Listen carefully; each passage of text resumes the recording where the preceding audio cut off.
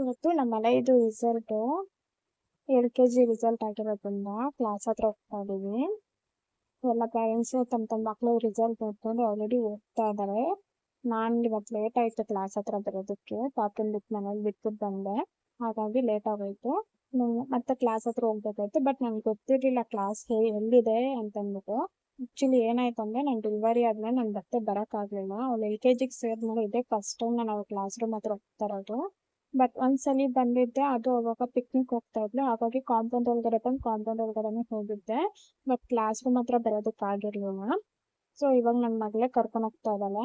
So ಇದು ಅವ್ರ class room ಅಂತ. ಐ ಮೀನ್ ಇದು ಇಲ್ಲಿ ಈ ಫ್ಲೋರ್ ಅಲ್ಲೇ ಕ್ಲಾಸ್ ಇರೋದು. ಇದು LKG A ಸೆಕ್ಷನ್, ನೆಕ್ಸ್ಟ್ ಇದು B ಸೆಕ್ಷನ್, ಆಮೇಲೆ ಲಾಸ್ಟ್ ಆಗಿ C ಸೆಕ್ಷನ್ ಇರೋದು. ಇವ್ರಿಗೆಲ್ಲ ಡಿವೈಡ್ ಮಾಡಿರೋದು ಯಾವ ತರ ಅಂತಂದ್ರೆ, ICSE ಸಿಲೆಬಸ್ ಆಗಿರೋದ್ರಿಂದ ಎಲ್ಲಾರ್ಗು ಫಸ್ಟ್ ಲೆಟರ್ಸ್ ಮುಖಾಂತರ ಡಿವೈಡ್ ಮಾಡಿದ್ದಾರೆ. ಇವ್ರದ್ದು ಪ್ರಾರ್ಥನಾ ಅಲಯ ಆಗಿರೋದ್ರಿಂದ P ಬರೋದ್ರಿಂದ C ಸೆಕ್ಷನ್ಗೆ ಹೋಗಿದ್ದಾನೆ. ಆಮೇಲೆ ಅಲ್ಲಿ ಹೋಗಿ ನಿಂತ್ಕೊಂಡ್ಮೇಲೆ ಅವ್ಳು ಹೋಗಿ ನೋಡ್ತಾ ಇದ್ಲು ಯಾರಿದ್ದಾರೆ ಅಂತ. ಅವ್ರ ಕ್ಲಾಸ್ ಟೀಚರ್ ಇದ್ದು ನೋಡ್ಬಿಟ್ಟು ಅವ್ಳು ಬಾಯ್ ಮೇಲೆ ಬರ್ಬೇಕು ಅಂತ ಸೈಲೆಂಟಾಗಿ ಬಂದ್ಬಿಟ್ಟು. ಇದು ಅವ್ರ ಕ್ಲಾಸ್ ರೂಮು. ಸೊ ನೆಕ್ಸ್ಟ್ ನಾವು ಇವ್ರು ಆದ್ಮೇಲೆ ನಮ್ದಾಗಿರೋದ್ರಿಂದ ಅವ್ಳು ಬಂದು ನಮ್ಮ ಪಕ್ಕ ಕುತ್ಕೊಂಡ್ಲು. ಸೊ ನಾನು ಹಾಗೆ ವೆಯ್ಟ್ ಮಾಡ್ತಿದ್ದೆ, ಅವ್ರದ್ದಾದ್ಮೇಲೆ ನಾವು ನೆಕ್ಸ್ಟ್ ಹೋಗೋಣ ಅಂತಂದ್ಬಿಟ್ಟು. ಅವ್ರು ಮುಗಿಸ್ಕೊಂಡು ಬಂದ್ರು ಆಚೆಗೆ. ಬಟ್ ನಾನು ಅಲ್ಲಿ ಮ್ಯಾಮ್ ಹತ್ರ ಫೀಡ್ಬ್ಯಾಕ್ ಕೇಳಬೇಕಾದ್ರೆ ನಂಗೆ ವಿಡಿಯೋ ಮಾಡೋಕ್ಕಾಗಲಿಲ್ಲ, ಬಿಕಾಸ್ ನಾನು ಒಬ್ಬಳೇ ಹೋಗಿದ್ದೆ. ಹಾಗಾಗಿ ಮತ್ತೆ ಮ್ಯಾಮ್ ಹಾಯ್ ಮಾಡಿದ್ರೆ ಅವ್ಳು ನನ್ನ ಮುಖ ನೋಡ್ತಾ ಇದ್ಲು. ಹಾಗೆ ಮ್ಯಾಮ್ ಹತ್ರ ಫೀಡ್ಬ್ಯಾಕ್ ಕೇಳಿಕೊಂಡು ಯಾವ ರೀತಿ ಇಂಪ್ರೂವ್ಮೆಂಟ್ ಆಗಿದ್ದಾರೆ, ಯಾವ್ದ್ರಲ್ಲಿ ಇಂಪ್ರೂವ್ಮೆಂಟ್ ಮಾಡಬೇಕಾಗಿತ್ತು ಇನ್ನೂ ಅಂತೆಲ್ಲ ಕೇಳಿಕೊಂಡು ಬಂದ್ವಿ. ಆ್ಯಕ್ಚುಲಿ ಏನಂತಂದರೆ ಎಲ್ಲಾದ್ರೂ ಚೆನ್ನಾಗಿ ಮಾಡಿದ್ದಾಳೆ. ಬಟ್ ಒಂದೇ ಏನಂತಂದರೆ, ಸೆಕೆಂಡ್ ಟರ್ಮಲ್ಲಿ ಮಾತ್ರ ಸ್ವಲ್ಪ ಬ್ಯಾಕ್ ಇರ್ತಿದ್ಲು. ಆ ಟೈಮಲ್ಲಿ ಮ್ಯಾಮ್ ನನಗೆ ಫೋನ್ ಮಾಡಿ ಕರೆದಿದ್ರು, ಬನ್ನಿ ಇಲ್ಲಿ ಸ್ವಲ್ಪ ಸ್ಕೂಲ್ ಹತ್ರ ಸ್ವಲ್ಪ ಪ್ರಾರ್ಥನಾ ಬಗ್ಗೆ ಮಾತಾಡಬೇಕು ಅಂತ. ಬಟ್ ನಾನು ಮಗು ಇರೋದ್ರಿಂದ ಹೋಗೋಕ್ಕಾಗಿರಲಿಲ್ಲ. ಹಾಗಾಗಿ ನಾನು ಕಾಲೆಲ್ಲ ಕನೆಕ್ಟ್ ಮಾಡ್ಕೊಂಡು ಕೇಳಿದಾಗ ಈ ಥರ ಸ್ವಲ್ಪ ಬ್ಯಾಕಪ್ ಆಗಿದೆಲ್ಲ ಇಂಪ್ರೂವ್ಮೆಂಟ್ ಮಾಡಬೇಕು ಅಂದಾಗ ನಾನು ಟ್ಯೂಷನ್ಗೆ ಹಾಕ್ಬಿಟ್ಟೆ. ಆಮೇಲೆ ಅಲ್ಲಿಂದ ಬಂದಮೇಲೆ ಬುಕ್ಸ್ ತೊಗೊಳಕ್ಕೆ ಬಂದ್ವಿ. ಅವತ್ತಿನ ದಿನನೇ ಬುಕ್ಸ್ ಕೊಡ್ತಾ ಇದ್ರು, ಹಾಗಾಗಿ ಬಂದು ಲೈನಲ್ಲಿ ನಿಂತ್ಕೊತಾ ಇದ್ದೀನಿ. ಎಲ್ಲರೂ ಲೈನಲ್ಲಿ ನಿಂತ್ಕೊಂಡು ಬುಕ್ಸ್ ತೊಗೊತಾ ಇದ್ರು. ಬುಕ್ಸ್ ತೊಗೊಂಡು ಎಲ್ಲ ಅಲ್ಲಿ ಸೈಡಲ್ಲಿ ಕುತ್ಕೊಂಡು ಎಲ್ಲ ಬುಕ್ಸ್ ಚೆಕ್ ಮಾಡ್ಕೊತಾ ಇದ್ರು, ಎಲ್ಲ ಬುಕ್ಸ್ ಕರೆಕ್ಟಾಗಿದೆಯಾ ಅಂತ ಅಂದ್ಬಿಟ್ಟು. ಬಿಕಾಸ್ ಇಲ್ಲೇ ಚೆಕ್ ಮಾಡ್ಕೊಂಡು ಹೋದ್ರೆ ಇನ್ ಕೇಸ್ ಏನಾದರೂ ಮಿಸ್ ಆಗಿದ್ರೆ ಇಲ್ಲೇ ತೊಗೊಂಡು ಹೋಗ್ಬೋದು ಅಂತ. ನನ್ನ ಮಗಳು ಎಲ್ಲೋದ್ಲು ಅಂತ ನೋಡಿದ್ರೆ ಅವ್ಳ ಫ್ರೆಂಡ್ ಬಂದು ಅಂತ ಹೋಗ್ಬಿಟ್ಟು ಅವಳನ್ನ ಹಗ್ ಮಾಡ್ಕೊತಾ ಇದ್ಲು. ಏನಾಯ್ತಂದ್ರೆ ಈ ಸಲ ನನ್ನ ಪಾಪು ಡೆಲಿವರಿ ಆದಮೇಲೆ ನಾನು ಇವ್ರ ಕಡೆ ಸ್ವಲ್ಪ ಕಾನ್ಸಂಟ್ರೇಟ್ ಮಾಡೋದು ಸ್ವಲ್ಪ ಕಮ್ಮಿ ಆಗೋಯ್ತು. ಹಾಗಾಗಿ ಸೆಕೆಂಡ್ ಟರ್ಮಲ್ಲಿ ಸ್ವಲ್ಪ ಬ್ಯಾಕ್ ಆದ್ಲು.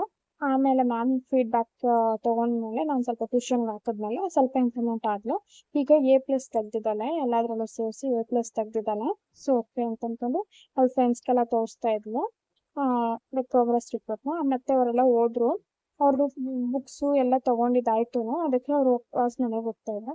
ಅವ್ರಿಗೆ ಗೊತ್ತಿಲ್ಲ ಅವ್ರ ಮನೆಗೆ ಹೋಗ್ತಿದ್ದಾರೆ ಅಂತಂದ್ಬಿಟ್ಟು ಅವರಿಂದ ಓಡೋದ್ಲು. ಆಮೇಲೆ ಅವ್ರ ಮನೆಗೆ ಹೋಗ್ತೀನಿ ಅಂತ ಅಂದಿದ್ಮೇಲೆ ವಾಪಸ್ ಓಡ್ ಬಂದ್ಬಿಟ್ಲು ನನ್ನ ಹತ್ರಕ್ಕೇನೆ.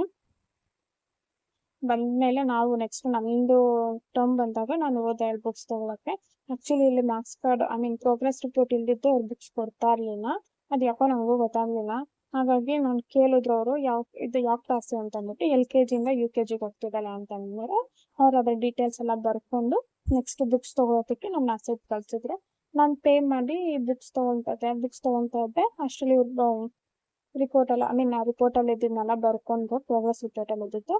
ಆಮೇಲೆ ನೆಕ್ಸ್ಟ್ ನಮ್ಮ ಪಾಪುದು ನಮ್ಮ ಮನೆಯದು ಬುಕ್ಸ್ ಕೊಡ್ತರು. ನಾನು ಅದನ್ನ ತೊಗೊಂಡು ಅಲ್ಲಿ ಕ್ಯಾಶ್ ರಿಟರ್ನ್ ಕೊಟ್ಟರು, ಚೇಂಜ್ ಕೊಟ್ಟರು. ಸೊ ಹಾಗಾಗಿ ಅದನ್ನು ತೊಗೊಂಡು ನಾವು ಬುಕ್ಸ್ ತೊಗೊಂಡು ಆಚೆ ಬಂದ್ವಿ. ಅವತ್ತಿನ ದಿನವೇ ನೆಕ್ಸ್ಟ್ ನಾನು ಶಾಪ್ಗೆ ಹೋದೆ. ಪಾಪುಗೆ ಚಿಕ್ಕವ್ಳಿಗೆ ಬೇಬಿ ವಾಕರ್ ತೊಗೋಬೇಕಾಗಿತ್ತು. ಹಾಗಾಗಿ ವಾಕರ್ ತೊಗೊಂಡ್ಮೇಲೆ ನಾನು ಅಲೆಗೂ ಏನಾದರೂ ತೊಗೋಬೇಕು ಅಂತ ಅನಿಸ್ತು. ಯಾಕಂದರೆ ಅವಳಿಗೂ ತೊಗೊಂಡ್ಮೇಲೆ ನಾನು ಇವ್ಳಿಗೂ ತೊಗೋಬೇಕು, ನಮಗಿಬ್ರು ಇಬ್ರಿಗೂ ಒಂದೇ ಥರ ನೋಡಬೇಕು ಅನ್ನೋದು ನನ್ನಿದು.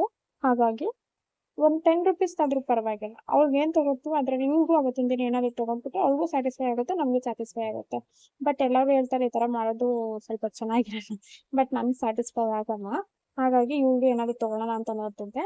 ಆವಾಗ ನನಗೆ ನೋಟ್ಬುಕ್ ಕಾಣಿಸ್ತು. ನೋಟ್ಬುಕ್ ಇನ್ ದ ಸೆನ್ಸ್ ಅದು ಚಿಕ್ಕ ಲ್ಯಾಪ್ಟಾಪ್ ಥರ ಇರುತ್ತೆ.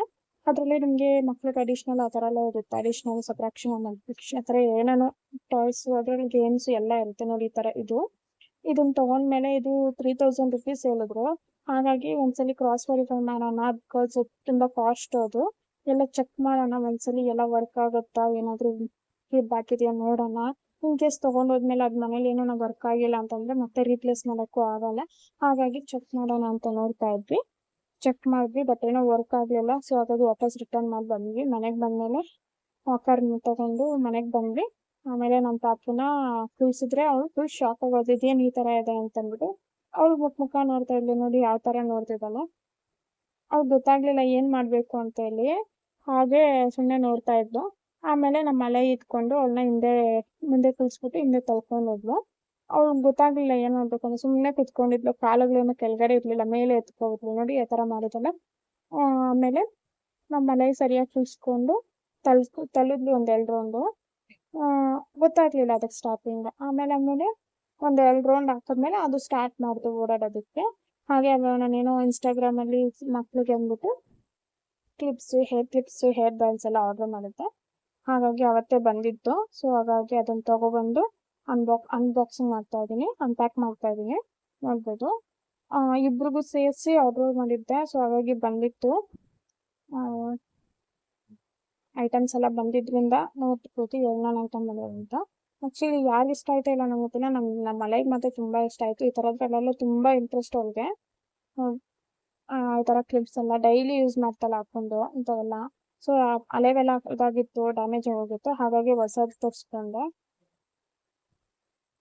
ನಾನು ಹ್ಯಾಕ್ ಬಿಚ್ಚೋಷ್ಟರಲ್ಲೇ ಎಲ್ಲ ಕಿತ್ತಿ ಸಪ್ರೇಟ್ ಹಾಕೋಷ್ಟರಲ್ಲಿ ಅವಳಿಗೆ ಎಷ್ಟು ಬೇಗ ಆ ಥರ ಜಾಸ್ತಿ ಎಲ್ಲ ನೋಡ್ತಾ ಇದ್ದೆ. ಎಲ್ಲ ನೋಡ್ಬಿಟ್ಟು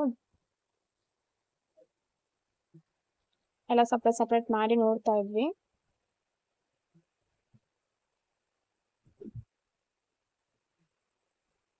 ಈ ಬ್ಯಾಂಡ್ ಇದೆಯಲ್ಲ, ಅದು ನಮ್ಮ ಲೆಗ್ಸಿಗೆ ಅಂತ ತರಿಸಿರೋದು. ಈ ಕ್ಲಿಪ್ಸ್ ಎಲ್ಲ ಇಬ್ರಿಗೂ ಆಗುತ್ತೆ, ಒಬ್ರಿಲ್ಲ ಅಂದ್ರೆ ಒಬ್ರಲ್ಲೂ ಹಾಕ್ಕೋಬೋದು.